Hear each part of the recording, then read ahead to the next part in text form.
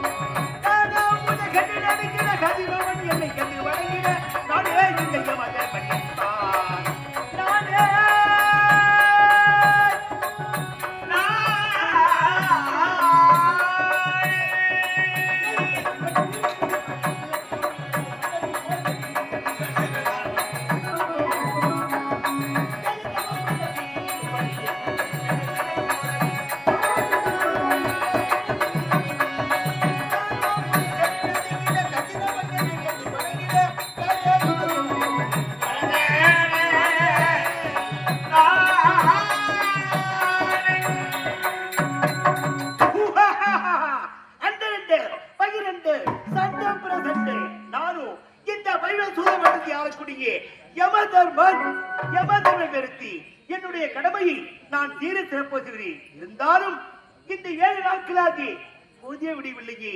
நான் செய்யக்கூடிய வேலையெல்லாம் தடைப்பட்டு நின்று விட்டது.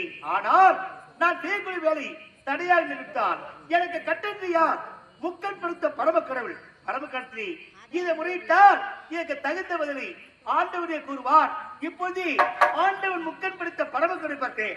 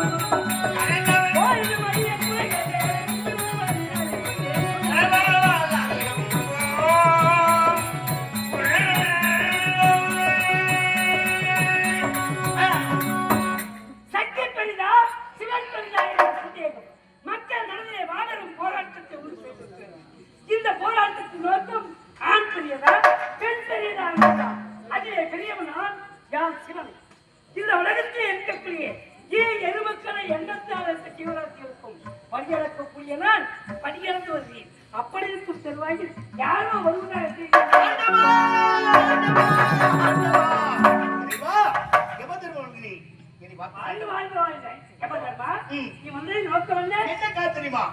7 தினங்களாகி பொழுதே விடவில்லை. நான் செய்யக்கூடிய வேலையெல்லாம் தடைபட்டு இருக்கிறது. அது மட்டுமல்ல, மக்கள் எல்லாம் இருள் சூழ்ந்திருக்கிறார்கள். இதற்கு காரணம் என்ன நடந்தது சுவாமி? 7 நாட்களாக இருள் சூழ்ந்து விட்டது. ஆமா, பொழுதே மக்கள் விட்டு- அனைவரும் இருளில் ஆழ்ந்து கிடக்கிறார்கள். ஆமா. இதற்கு காரணம் என்ன தெரியுமா? என்ன? உமக்கு தெரியாதது ஏ, பூலோகத்திலே ஏ. ஒரு பெண் கொடுத்த சாபம். சுவாமி, என்ன இது?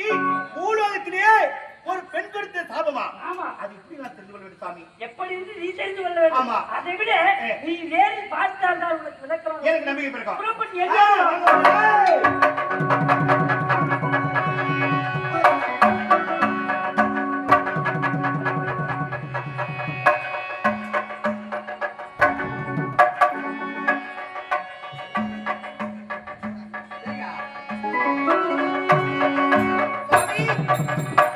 வந்துவிட்டோம் பூலோகத்திற்கு.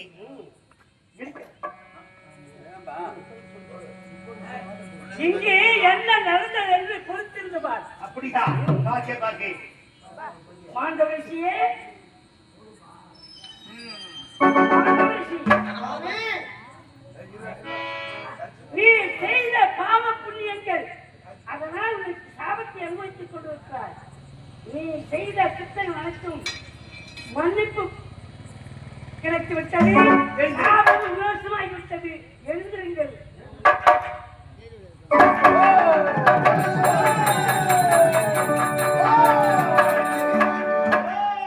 மாண்டவரிஷியே, சுவாமி, வாழ்க்கைக்கு நீங்கள் இளம் வயதில் செய்த தவறு உங்களுக்கு தெரியுமா? சொல்லுங்கள் சுவாமி. என்ன தெரியுமா? ஒரு குழந்தை பிறந்து விட்டால் ம். 5 வயது வரும் வரை செய்யும் தவறுகள் அனைத்துமே பெற்றோர்களை சார்ந்தது. ஓஹோ. ஏனென்றால் ம். அந்த 5 வயதுக்குள் என்ன செய்கிறோம் என்ன செய்யவில்லை என்பது குழந்தைகளுக்கு தெரியாது. இது இளம் பருவம். குழந்தைகள் தவறு செய்ய நினைத்தால் ஆ. அவர்கள் தவறு செய்யாத வண்ணம் ம். தடுத்து நிறுத்துவது ம். பாதுகாப்பது பெற்றோர்களின் கடமை. இளமையிலே நல்ல முறையா வளர்க்கணும். 5 வயதுக்கு முன்னதாக ம். 5 வயதுக்கு மேல் செய்யும் தவறுகள் அனைத்துமே யார் ஒருவர் தவறு செய்கிறார்களோ அந்த தவறு அவர்களையே சார்ந்தது. அப்படியா? ம். ஆ, ஆ. அப்படி இவர் 5 வயதுக்கு மேல் ஒரு தவறு செய்தார். இவர் என்ன தெரியுமா? என்ன தவறு? தும்பியை பிடித்து ஆ, அதன் வாளை கிள்ளி எறிவிட்டு ஆ. அதிலே குச்சியை சொருகி அது வாளிலே. ஆ, ஆ, ஆ. வானத்தில் விட்டு அழகு பார்த்தார். அது தலை கீழாக வந்து கீழே விழுந்தது. அடடா. ம். ஆ, ஆ. அதே போன்று ம். இவர் செய்த பாவத்தினால் ம். திருடர்கள் ஓடி வந்தார்கள். ம். நாட்டிலே திருடினார்கள். ம். திருடிய பொருளை கொண்டு வந்து ம். இவர் தியானத்திலே இருந்தால் ஈஸ்வரை கோரி ஓ. அந்த நேரத்தில் இவருக்கு அனுப்பி வைத்து விட்டு அவர்கள் தப்பித்து விட்டார்கள். இவர் கையில பாத்து போயிட்டாங்க. ம். ஆ. உண்மை என்னவென்று உணர்ந்து பார்க்காத மன்னன் ம். இவருக்கு கடுகு வளர்ச்சியை சாபத்தை கொடுத்து விட்டார். செய்யாத தவறுக்காக. ம். ஆஹா. சித்தியான தவறுக்காக ம். இந்த சாபத்தை கொடுத்து தண்டனை கொடுத்து விட்டார். தண்டனை.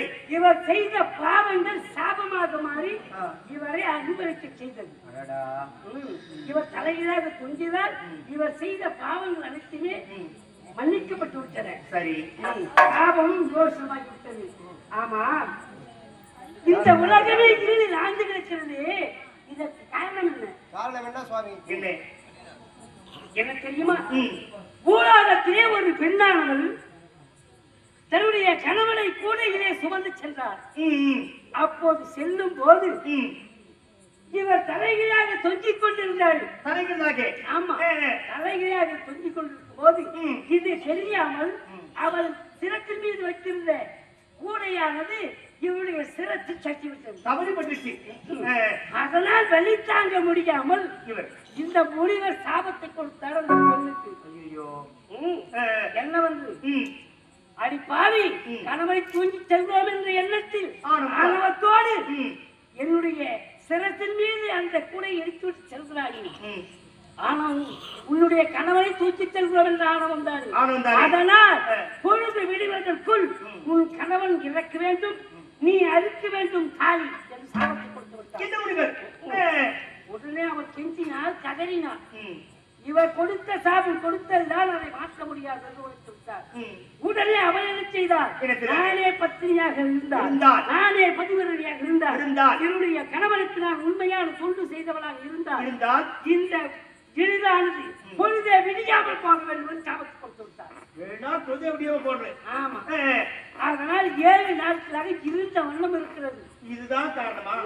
உலகமே இருள் சூழ்ந்திருக்க பாதி போற அந்த வீட்டை. நான் எங்க ஆமா, அந்த பெண்ணுங்க சுவாமி. வா காண்பிக்கிறேன். காமிக்க போடுப்பா. அழகினி, சுவாமி யாருமே நமச்சிவாயா உலகத்திற்கெல்லாம் படியிறக்கும் பரமக்கடவுளே அடடடடடடா. தங்களுடைய திருவடி தரிசனத்தை காண்பதற்காக சித்தர்களும் முக்தர்களும் பக்தர்களும் எத்தனையோ பேர்கள் கோடான கோடி பேர் தவம் இருக்கிறார்கள். இச்சிறியவள் என்ன தவம் செய்தேனோ எனக்கு தங்களுடைய திருவடி தரிசனம் கிடைத்ததே நான் செய்த பாக்கியம் சுவாமி. ஓம் நமச்சிவாயம் சிவாய. நல்லது, மங்களம் உண்டாகட்டும். சுவாமி, என்ன சுவாமி இது? இந்த மூலத்திலே இப்படிப்பட்ட கற்பகரசியம் 11 பெண் சுவாமி, ஆமா இங்க நடந்தது என்ன அதை முதல் தீர்த்து வைத்தீர்களா சுவாமி? உலகமே இருள் சூழ்ந்திருக்கிறதே, இதற்கெல்லாம் காரணம் என்ன? என்னிடத்தில் ஓடி வந்திருக்கிறீர்களே, ஐயோ நீங்கள் எல்லாம் என்னிடத்தில் வரலாமா சுவாமி? இன்றைக்கு நான் காணத்தான் வந்திருக்கிறோம். காரணம் என்ன சுவாமி, இந்த உலகமே இருளில் ஆண்டு கிடக்க காரணம் என்ன? அனைத்தும் தான் நீங்கள் அறிந்ததே. நான் தூக்கி வந்த கூடையை எதிர்பாராத விதமாக இடித்து விட்டது, அதனால் சாபத்தை கொடுத்தார். அதனால் தான் பொழுது விடிந்தால் தானே என் கணவர் சாக வேண்டும், பொழுது விடியக்கூடாது என்று நான் சாபம் கொடுத்தேன். அந்த சாபத்தை நீ மாற்றி அமைக்கணும். நான் மாற்ற முடியாது சுவாமி. ஏன்? முதலில் சாபத்தை கொடுத்தவர் அவர், அவரை மாற்ற சொல்லுங்கள், பிறகு நான் யோசிக்கிறேன். அப்படியா? சரி சரி, நீ சற்று பொறுத்து முனிவரே, தாங்கள் கொடுத்த சாபத்தை மாற்றி விடுங்கள். அப்படியா? உங்களுடைய விருப்பப்படியே அந்த சாபத்தை மாற்றி அமைக்கிறேன். சரி, கொடுத்த சாபம் பறிக்காது.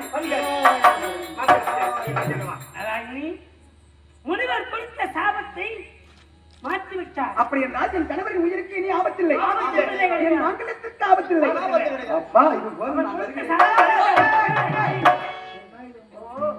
தாலி பாக்கியம் கிடைத்து விட்டதே என்று ஓடுவாயா? இல்லை சுவாமி, என் கணவருக்கு ஆபத்தில்லை என்று அறிந்தவுடனே ஆனந்தத்தில் என் மறந்து விட்டேன். உன் கணவருக்கு ஆபத்தில்லை, உலக மக்கள் அனைவரும் ஆபத்தில் சிக்கிக் கொள்ளலாமா?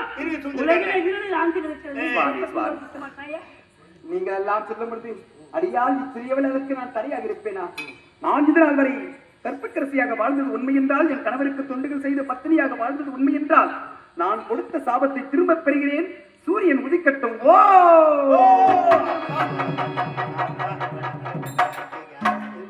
ஜெகத்ஜோதியாக ஆதவன் புறப்பட்டு விட்டான்.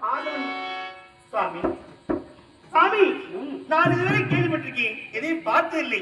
ஆனால் சுவாமி, அமருங்கள் சுவாமி. அமருங்க. சுவாமி, எப்படியோ ஒன்று, என் கணவருக்கு இது ஆபத்து இல்லை. நடந்தது நடந்து விட்டது. என் கணவரை நான் சுமந்து கொண்டு நான் போய் வருகிறேன். என்ன?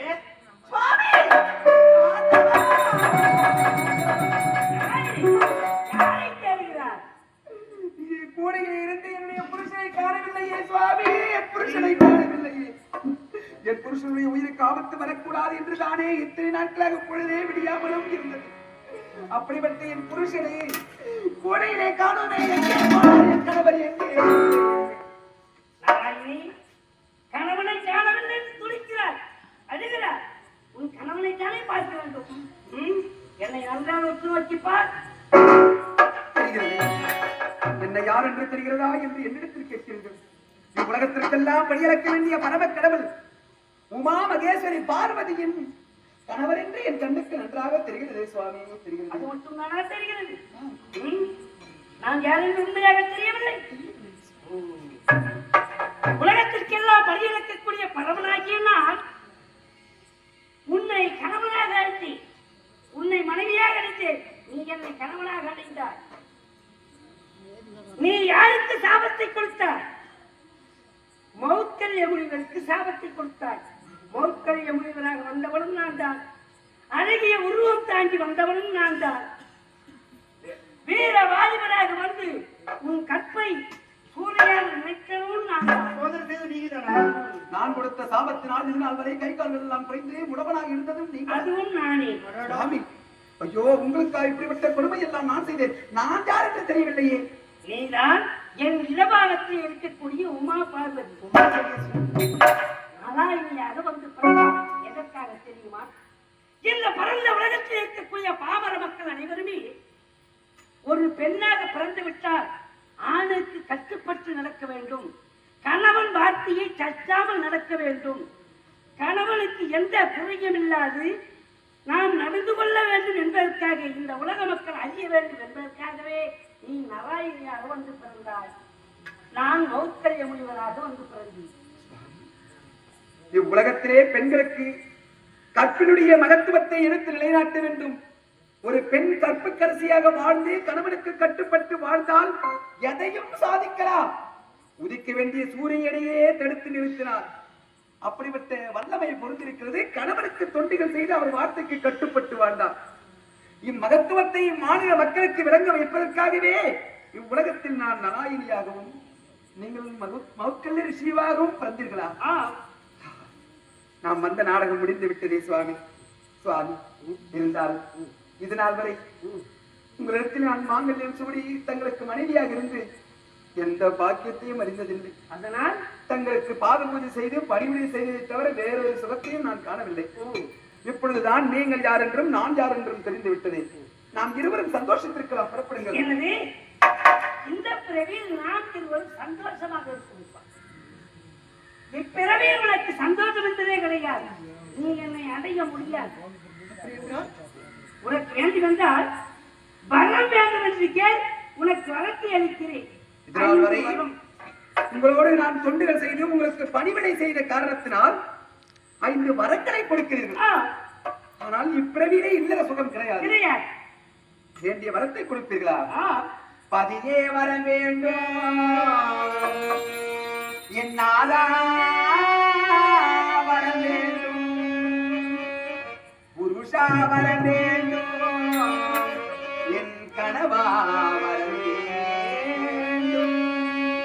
என் பதியே வர வேண்டும்.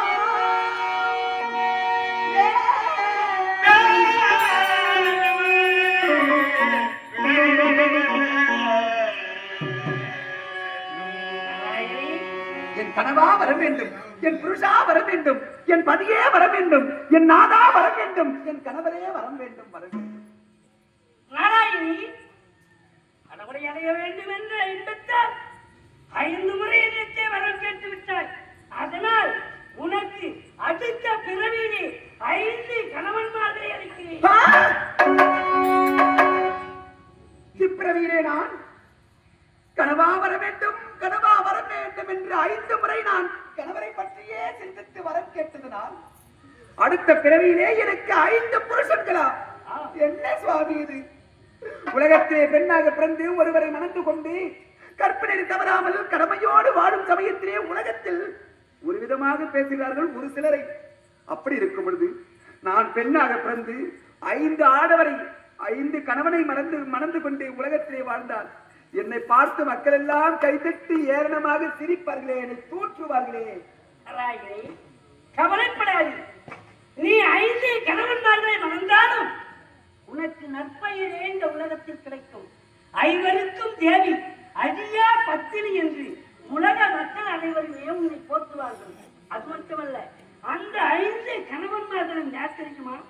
என்னுடைய 5 பஞ்சபூதங்களும் தர்மன், பீமன், அர்ஜுனன், நகுலன், சகாதேவன் என்று சொல்லக்கூடிய பஞ்ச பாண்டவர்களாக 5 ராஜாக்களாக பிறந்து உன்னையே மணப்பார்கள். நான் நீ அந்த பாஞ்சால ஆட்டு மன்னனுக்கு மகளாக திரௌபதி என்ற பெயரோடு மணப்பாய்.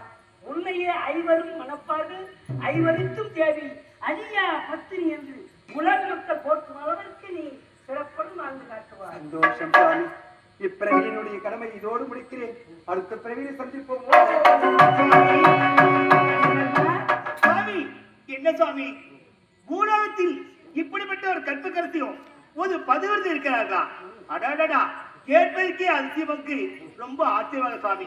இதை நான் பார்த்து கொடுத்து வச்சுக்கணும். சுவாமி, இதுதானா? யமதர்மா, இந்த ஒரு கற்புக்கரசியின் நிலையை பார்த்தே ஆச்சரியப்படுகிறார். ஆமா, ஆச்சரியப்படுகிறேன். பூலோகத்தில் இவனை போன்று இன்னொரு கற்புக்கரசியும் இருக்கிறார். சுவாமி, என்ன இது?